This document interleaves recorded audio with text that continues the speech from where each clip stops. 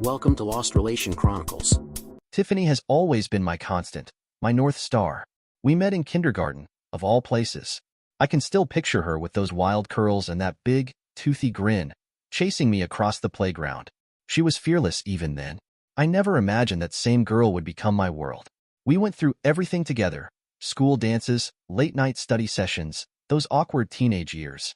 When it came time to pick a university, there was no question we'd go together. She chose arts and history. Naturally, Tiffany has always been about storytelling and connecting the dots of the past. I went into science. It was the logical path for me, and honestly, I think it intrigued her how different our worlds were. She'd joke about how I'd end up wearing a lab coat while she'd wear a beret, scribbling poetry in a cafe somewhere. After university, we took our first real steps into adulthood. I landed a job at a pharmaceutical company, a big one. The kind of place that felt overwhelming and exciting at the same time. It was everything I'd worked for, but there were moments when I felt like a small cog in a massive machine. Tiffany, on the other hand, walked into her dream job at a magazine publication. I'd come home tired from meetings and data analysis, and she'd be buzzing with stories about her latest feature or some quirky artist she interviewed. Our lives have started to feel like two parallel tracks, running close but separate. We still have our late-night talks, where she curls up beside me with a cup of tea and asks me to explain some obscure science fact she read online. And I love hearing about her world, so full of creativity and color. She lights up when she talks about her work, her dreams, her plans for the future. At first, I was proud of Tiffany for how quickly she adapted to her new job. She worked hard, made a name for herself, and even found a group of friends who seemed to really click with her. But as time went on, I started noticing the shift in the way she talked and the people she surrounded herself with. Most of her new friends were these so-called liberal feminists, always ready to talk down about men as if we were some kind of plague on society. It wasn't just a few offhand comments either. They seemed to genuinely despise men. I tried to give them the benefit of the doubt at first, thinking maybe I was misjudging them, but after a few interactions, my patience wore thin.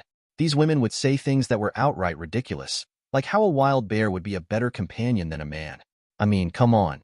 They'd laugh as if it was some kind of inside joke. But the venom behind their words wasn't hard to catch. I couldn't help myself when the conversations turned to their anti-men rhetoric.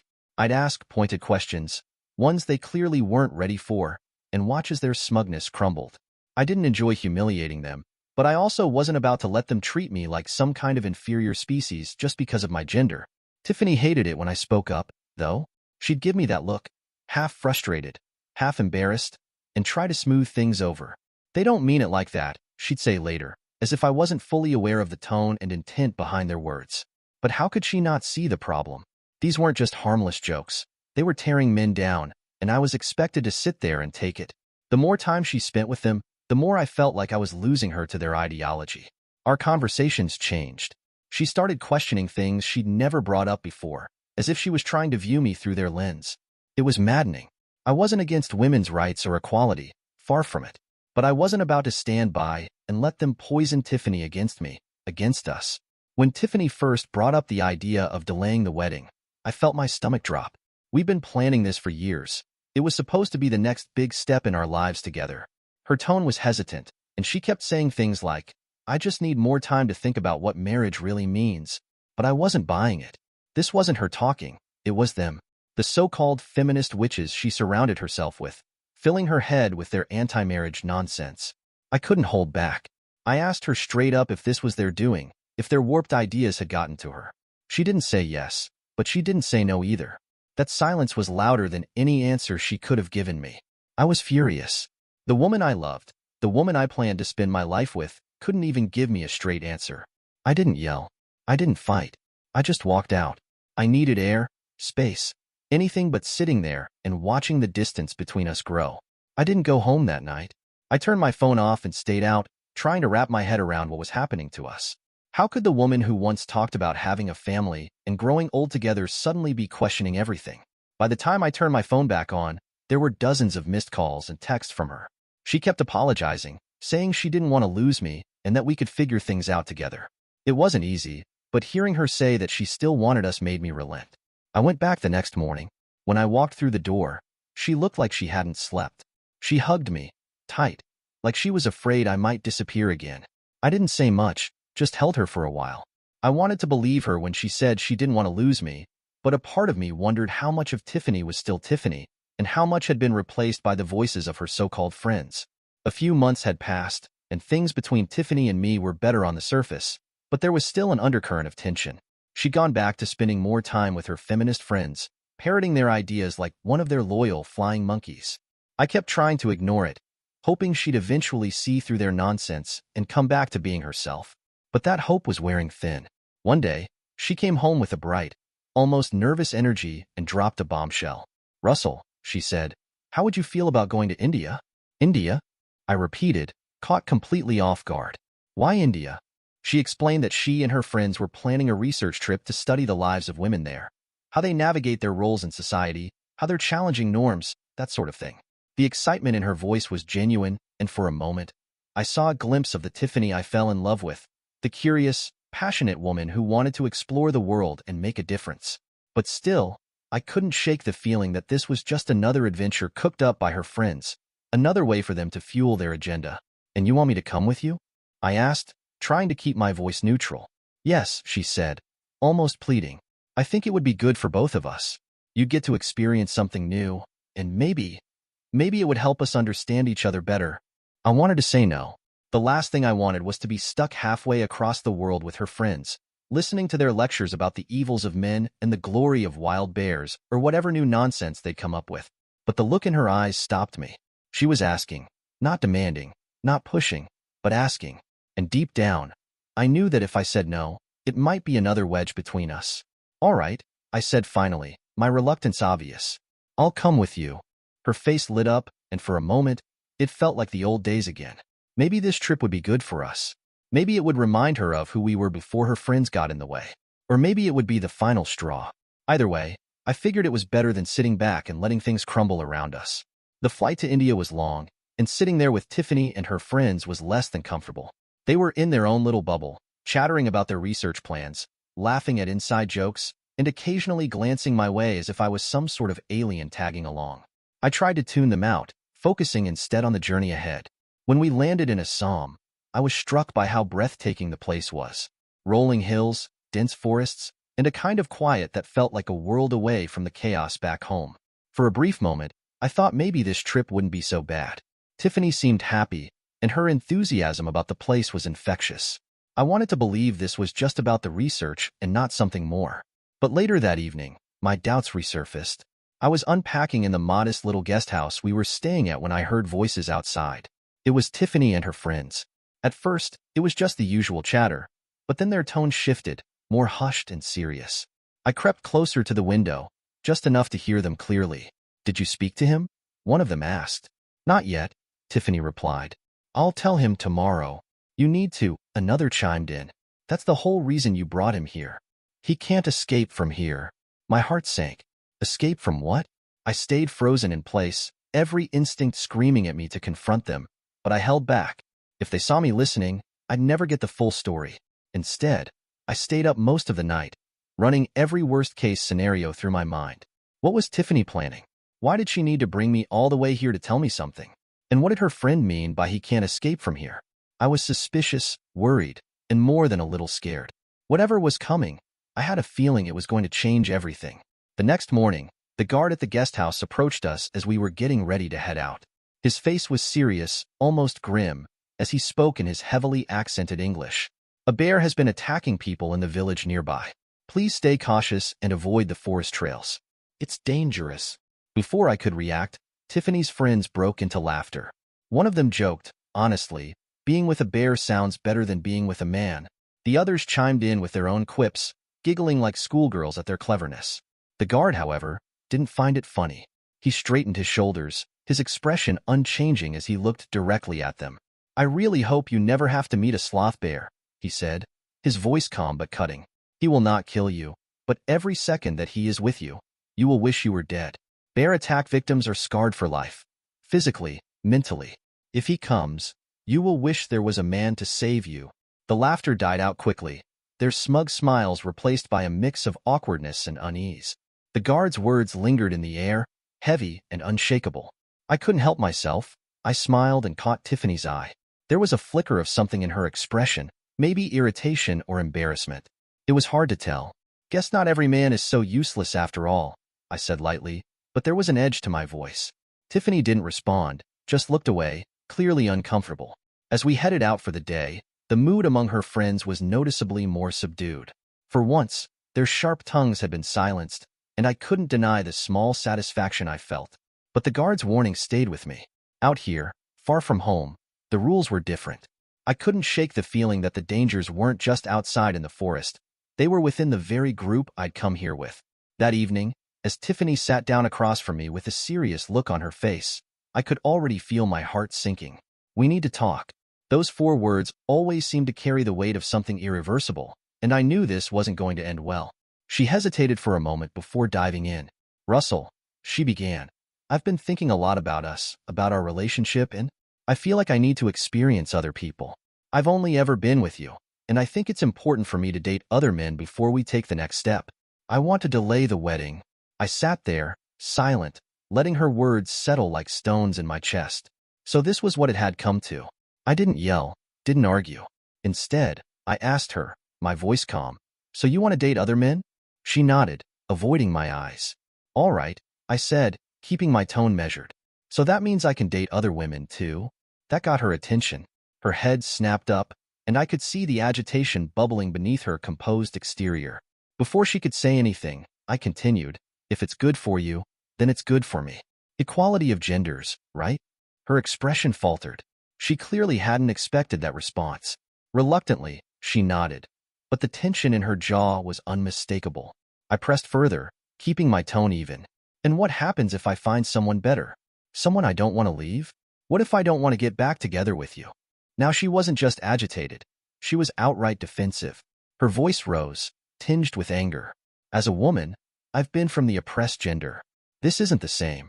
I can date other men because I need to grow and experience life. But you need to stay faithful to me. That's different. She was practically frothing, her words spilling out in a rush of frustration and contradiction.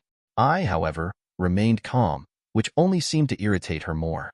Tiffany, I said, leaning back slightly, if you truly believe in equality of genders, then it works both ways. You can't have one set of rules for yourself and another for me. That's not equality. That's bullshit entitlement. Her face flushed, and she looked like she was about to argue. But for once, she had no response. I listened to her crying, but my decision was made. This trip had been a setup from the start, her carefully orchestrated way of breaking this to me in an isolated place, where she thought I wouldn't have any choice but to accept it. It was clear she'd already thought this through, likely even made a list of the suitable men she wanted to experience while I sat back and played the fool. Standing up, I said calmly, since it seems you brought me all the way here just for this conversation, I can only assume you've already done your homework and have a list of potential candidates for your experience. My role here seems done. I'm heading back. I began packing my bags while she pleaded, her voice cracking as tears rolled down her face. Please, Russell, don't do this. Just think about it. I didn't mean to hurt you. I just need time. I don't want to lose you. I zipped up my bag and turned to her, keeping my tone steady. If you need time and a list, then I need to get started on my own. Unlike you, I didn't come prepared. I need to head back home to begin my experience. Her friends came in, likely alerted by the commotion, and started trying to reason with me.